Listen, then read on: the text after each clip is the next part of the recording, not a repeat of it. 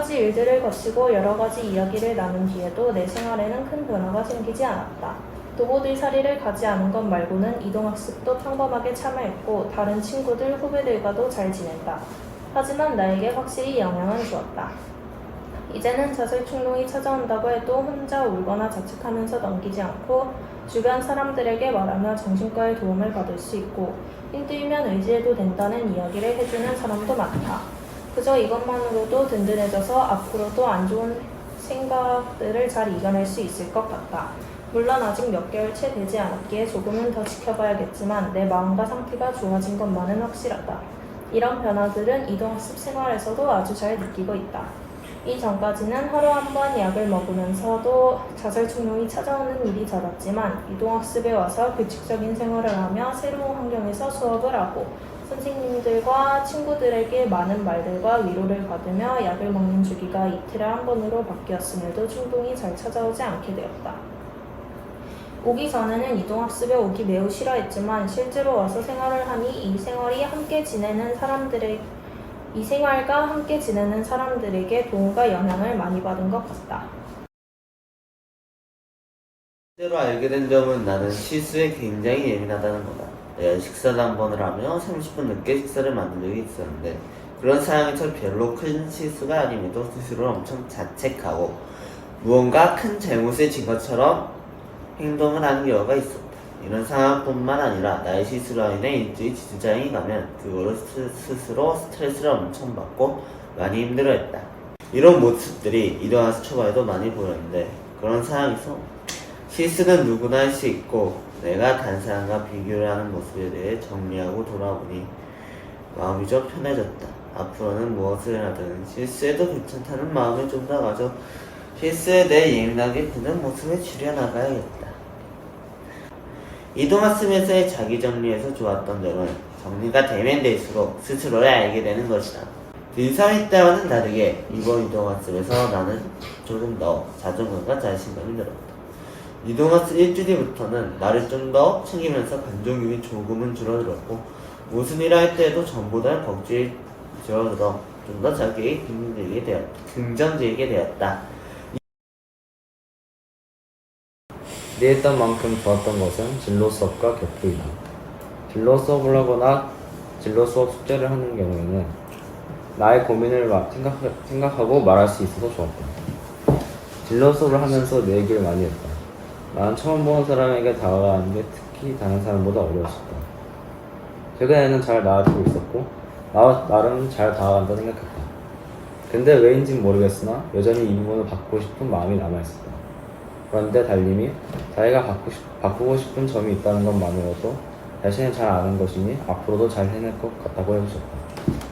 나는 고민이 있다는 것만으로도 걱정이었는데 이 말을 듣고 조금은 안심이 됐다. 그리고 진로에 대해서도 얘기를 했다. 홈스쿨링을 하기로 마음은 먹고 있었지만 확실히 정하지 못하고 있었는데 진로 수업 가지러 누나와 인터뷰를 진행하면서 단점과 장점을 모두 들었으면서 더 홈스쿨링을 하고 싶어졌다. 진로 수업에서 내준 숙제로 고등 진로에 대해 명확하게 내 생각을 정리할 수 있어서 좋았던 것 같다. 친구들과 생각을 하면서 갈등이 있었다. 갈등이 있었을 때 그 사람이 하는 말이 나에게는 잔소리였고 더 이상 듣고 싶지 않았다. 하지만 계속 반복되니 나는 짜증이 났고 그 사람을 싫어하는 마음까지 들게 됐다. 지금 생각해보면 별거 아니지만 이동학습 초반에는 마음이 불안할 때라 작은 것에도 예민하게 반응했다. 그 당시에는 짜증이 나거나 화가 나는 경우가 많았다. 그 사람을 싫어하는 마음을 가지게 되는데 모습도 싫었다. 누군가를 미워하거나 싫어하는 마음은 누구나 가질 수 있고 그게 나쁜 것만은 아니라는 것. 앞으로 그런 마음이 들 때 상대방을 이해하는 과정을 가져보기로 정리했고 이런 경험과 과정을 통해 감정을 다스리는 방법을 알게 됐다. 이동학습에 와서 알게 된 마음을 다스리는 방법은 상대방을 통해서 나의 모습을 객관화해서 생각하는 거야. 또 다른 방법은 내가 불편해하는 걸 나도 다른 사람에게 하고 있지는 않은지 먼저 생각해보고 상대방의 마음을 이해해보자. 나는 이동학습 동안 마음을 내려놓고 살았던 것 같은데 한편으로는 일 때문에 마음을 놓지 못하고 바쁘게 살았다. 일과 시간에는 사람들과 이야기를 하면서 노는데 평소 수업 시간에 에너지를 많이 쏟아내서 낮잠을 잘 때도 많다. 하지만 개인 시간에 내가 바빴던 이유는 영상 촬영과 편집 때문에 바빴다. 난 매주 촬영하면서 편집을 해야 하기 때문에 많이 바빴다. 두 번째 이유는 숙제를 해야 해서 바쁜 것도 있었다.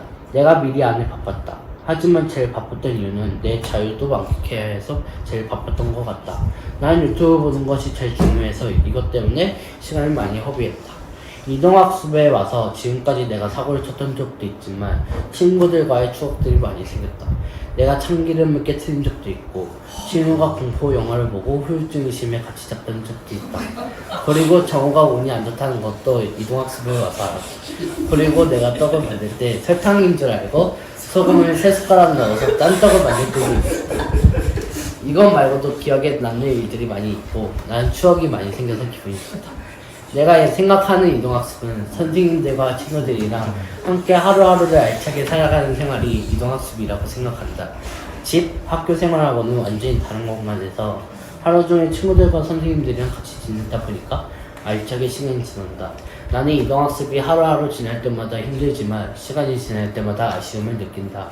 9년 과정 중에서 처음이자 마지막 이동학습이라서 시간이 지나면 많이 생각날 것 같아. 이제 곧 우리는 학교와 집으로 돌아간다. 이동학습의 하루하루를 잊지 않기를.